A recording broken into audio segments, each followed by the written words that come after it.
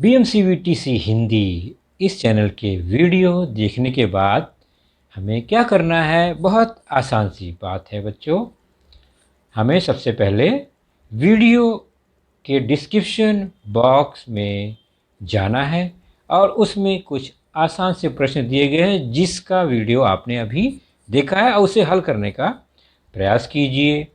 उसके बाद उसी डिस्क्रिप्शन बॉक्स में इस वीडियो से संबंधित अपने मत व्यक्त कीजिए।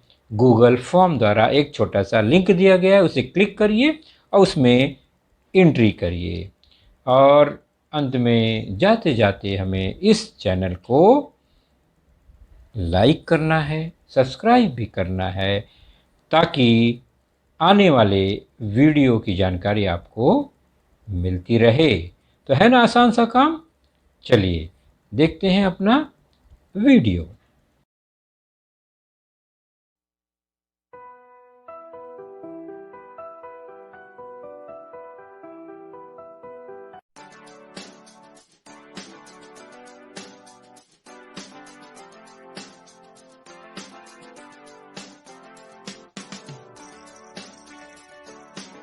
शुरू करेंगे हम आज का अपना लेसन और वह कौन सा होगा? वह होगा कक्षा छठी से, जैसा कि स्क्रीन पर आपको दिखाई दे रहा है। और छठी कक्षा में हमारा आज का जो विषय है वह विषय है गणित। गणित विषय के अंतर्गत हमारा जो आज का पाठ है वह है आपके पाठ्य पुस्तक में पहला ही पाठ, ज्यामिति की मूलभूत संकल्पनाएं। Lesson number 1, basic concepts in geometry. और हमारा आज का घटक होगा points, line segments, line and rays, अर्थात बिंदु, रेखाखंड, रेखा और किरण, जो कि भूमिति, ज्यामिति, ज्योमेट्री की बहुत बेसिक आकृतियां हैं। और हर आकृति की शुरुआत बिंदु से ही होती है। बिंदु से ही रेखाखंड, बिंदु से ही रेखा, बिंदु से ही किरण बनती है। और मैं हूँ आपका वर्चुअल मार्गदर्शक अजय कुमार मौर्य, MCGM के वर्चुअल क्लासरूम दादर से। चलिए हम शुरू करते हैं अपना आज का लेसन। तो सबसे पहले बच्चों हम कुछ उदाहरण को समझते हैं। और यह उदाहरण आपके घर में आपने देखा होगा, आपके मम्मी, आपके बहन के पास होगा। और ये क्या है आप ध्यान से देखिए।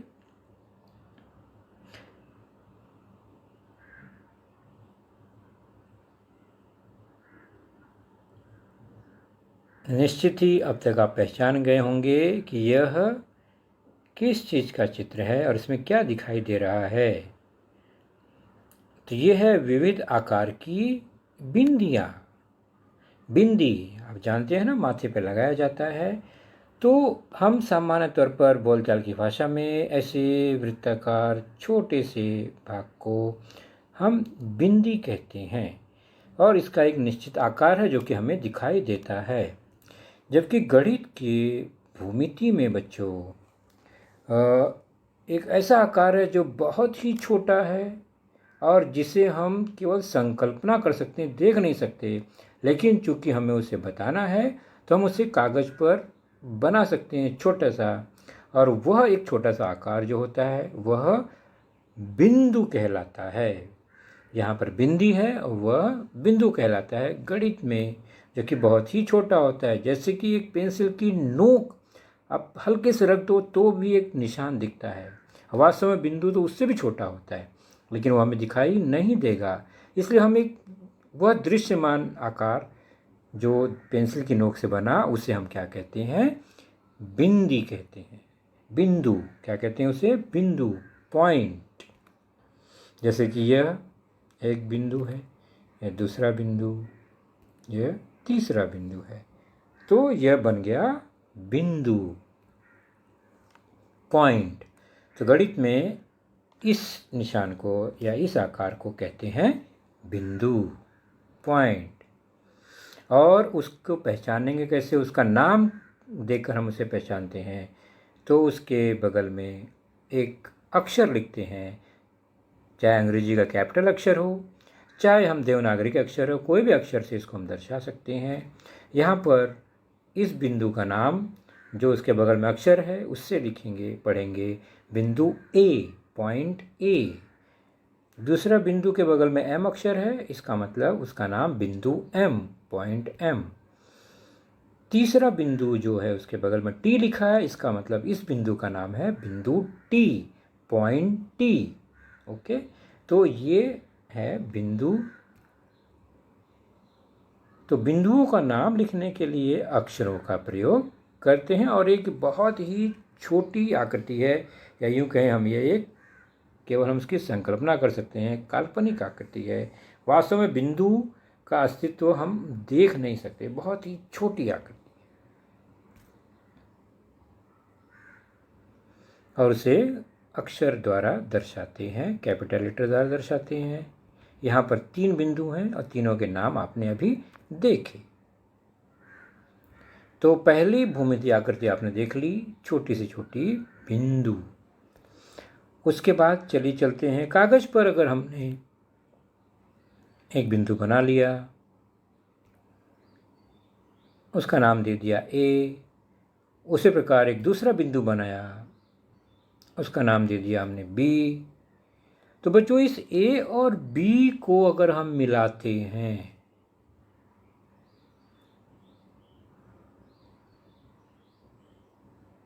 तो यह एक धागे नुमा रचना बन गई सीधी।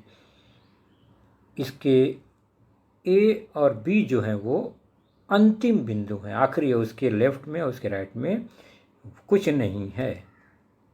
तो ऐसी आकृति जिसके दोनों तरफ अंत बिंदु हैं, सीधी है, उसे कहते हैं रेखाखंड, लाइन सेगमेंट। क्या कहते हैं? रेखाखंड। और इस आकृति का नाम होगा उसके अंत बिंदुओं से रेखाखंड ए बी, रेखाखंड A B, line segment A B. तो ए और बी के नाम से ही इसका नाम है। और इन किनारे वाले दोनों बिंदुओं को अंत बिंदु कहते हैं। तो इसमें अंत बिंदु ए है और अंत बिंदु बी है। तो रेखाखंड को पूरा इतना बड़ा रेखाखंड 4 अक्षर का यह शब्द है, इसको संक्षेप में शॉर्ट में रेख भी कहते हैं, रेख। तो रेखाखंड को रेख भी लिखा जाता है। तो जब रेख कहेंगे तो उसका अर्थ यही होता है, रेखाखंड। तो इस रेखाखंड ए बी को शॉर्ट में रेख ए बी लिखते हैं। तो रेखाखंड ए बी को रेख ए बी लिखते हैं।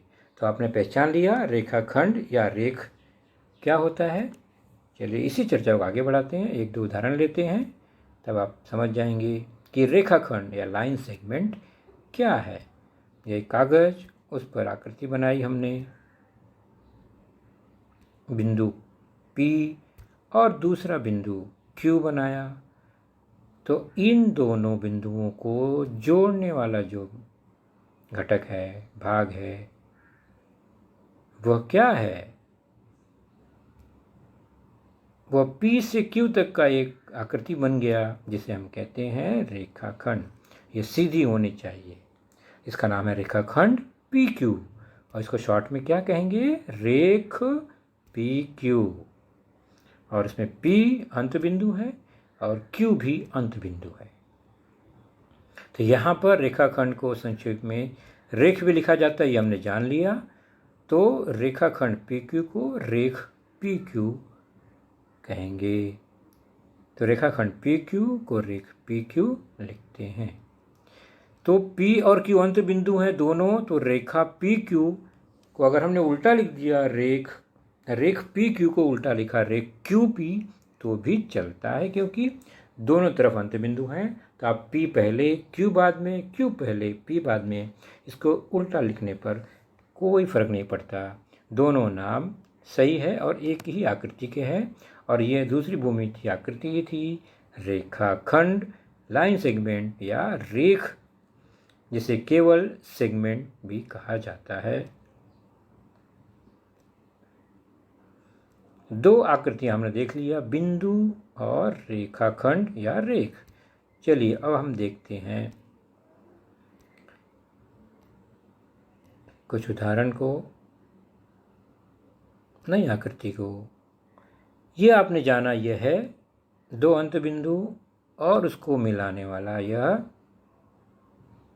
रेखाखंड, तो इसका नाम है रेखाखंड PQ या रेख PQ।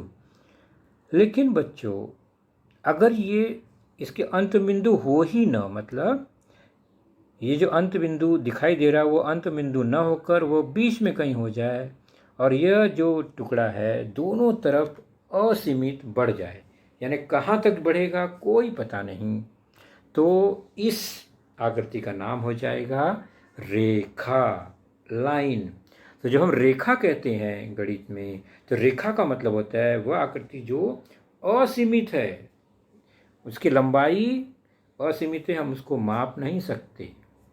और रेखाखंड क्या है, उसका छोटा सा टुकड़ा है। तो ये असीमित जो बढ़ने वाली आकृति है इसका नाम है रेखा, लाइन। और चूंकि यह हमारे इस स्क्रीन के आर पार चला गया, तो आखिर इसको हम दर्शाएंगे कैसे किसी कागज पर, इतनी बड़ी है तो कैसे पहचानेंगे कि ये रेखा है या रेखाखंड है। तो रेखा का कोई अंत बिंदु नहीं होता है, ये हमने देखा, और दोनों दिशाओं में ये असीमित है, तो हम इसकी लंबाई को नाप नहीं सकते क्योंकि ये जितना चाहे उतना बढ़ सकता है। इसलिए हम क्या करते हैं, रेखा को दर्शाने के लिए उसके दोनों सिरों पर तीर का निशान लगाते हैं। तो हम क्या करेंगे, इसको बहुत बड़ा न खींचकर हम उसके दोनों किनारों पर तीर का निशान लगा देंगे, तो यह रेखा ही कहलाएगी। तीर का निशान के कारण यह रेखा कहलाएगी। और इसका नाम कैसे देते हैं, तो उस रेखा पर स्थित कोई भी दो बिंदु से उसका नाम हम दे सकते हैं। तो यहाँ दो बिंदु P और Q दिखाई दे रहे हैं, तो इसका नाम रेखा PQ है। तो यह आकृति रेखा PQ की है। उसी प्रकार अन्य रेखा देखते हैं हम, आकृति आप दोनों ओर तीर का निशान लगा हुआ है और उस पर दो बिंदु हैं, एक पर DE, तो इसका नाम है रेखा DE। क्योंकि यह दोनों तरफ से असीमित है इसलिए इसका जो नाम है हम दोनों तरफ से दे सकते हैं, DE या ED। तो रेखा ED या रेखा DE दोनों एक ही आकृति है। तो उसी प्रकार यह बिंदु C और D दूसरी रेखा पर है, तो इसका नाम क्या हो जाएगा, रेखा CD या रेखा DC। बिल्कुल सही पहचाना आपने। चलिए तीसरी आकृति का नाम क्या होगा, इस पर दो बिंदु हैं M और N, तो इसका नाम हो गया रेखा MN, और इसका दूसरा नाम क्या होगा, रेखा NM। तो रेखा को भी उल्टा और सीधा कैसे भी लिख सकते हैं, बिंदु को किसी भी क्रम में, रेखाखंड को भी किसी भी क्रम में लिख सकते हैं। तो ये आकृतियां हैं रेखा, लाइन की। चलिए तीन हमने देख ली भौमितिक आकृतियां, एक बिंदु, एक रेखाखंड और एक रेखा। चलिए अब एक नई आकृति की ओर चलते हैं। यह सूर्य आपने देखा होगा, और आपको पता है कि सूर्य से निकलने वाली जो प्रकाश की किरणें हैं वो फैलती हैं, दूर दूर तक जाती हैं, और उस पर आगे तीर का निशान लगा दिया। इसका मतलब ये असीमित है, बहुत दूर तक चाहे कहीं भी जा सकती हैं, कितनी भी दूर तक जा सकती हैं, असीमित दूरी तक जा सकती हैं। लेकिन इनकी शुरुआत निश्चित जगह से है, लेकिन उनका जो अंत है वह निश्चित नहीं है कि कहाँ तक जाएगा। उसी प्रकार टॉर्च से निकलने वाली रोशनी जो है वह भी एक निश्चित जगह से निकल रही है, लेकिन वह बहुत दूरी तक जाती है, असीमित दूरी तक जा सकती है। तो इस दोनों आकृतियों में क्या खास है कि जो आकृति है उसकी शुरुआत एक निश्चित बिंदु से हो रही है, लेकिन उसका अंत निश्चित नहीं है। और ये दोनों आकृतियाँ हमें प्रकाश की किरणों किरणें बता रही हैं। दोनों में प्रकाश की किरणें हैं जो एक स्रोत से निकलती हैं और आगे असीमित दूरी तक जाती हैं। ऐसे ही आकृति हमारे गणित में भी है कि एक बिंदु से शुरू होकर, मान लो ये बिंदु ए है और ये अगर असीमित आगे बढ़े, देखो तीर का निशान लगा है, तो तीर का निशान लगा है इसका मतलब ये असीमित दूरी तक आगे बढ़ सकता है। जिस ओर तीर का निशान लगा है मतलब वो उसी दिशा में असीमित दूरी तक बढ़ सकता है। जबकि दूसरी ओर एक बिंदु है, तीर का निशान नहीं है, मतलब वो वहाँ से नहीं बढ़ सकता। तो इस आकृति में ए से शुरू हुआ, ये आरंभ बिंदु है एक तरफ, और दूसरी ओर आरंभ बिंदु नहीं है, असीमित है। तो वहाँ पर कोई भी एक बिंदु ले लेते हैं आसपास हम। तो इस आकृति में क्या खास बात है कि शुरुआत तो है, अंत नहीं है।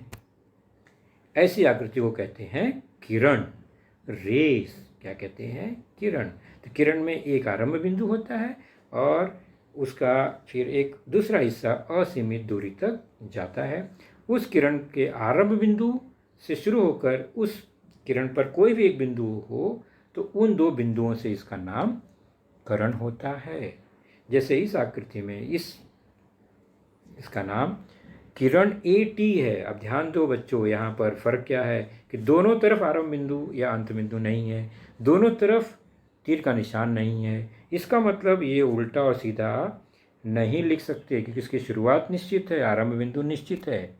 इसलिए किरण AT को किरण TA हम नहीं लिख सकते क्योंकि T से शुरुआत नहीं है, शुरुआत A से है, इसलिए AT ही लिखना होगा। तो किरण को हम उल्टा नाम नहीं दे सकते। तो किरण AT को किरण TA नहीं लिख सकते। और किरण का नाम हमेशा आरंभ बिंदु से शुरू करते हैं। आरंभ बिंदु A है तो A से शुरू करेंगे और उस पर कोई भी एक बिंदु लेकर उसका नाम बताएंगे। जैसे कि उदाहरण में यहाँ पर कुछ अन्य किरण को देखते हैं कैसे नाम लेंगे उसका। यहाँ पर एक किरण है, D आरंभ बिंदु है और एक C अन्य बिंदु है। उसी प्रकार दूसरी आकृति ध्यान से देखिए जिसपे X और Y बिंदु दिख रहे हैं।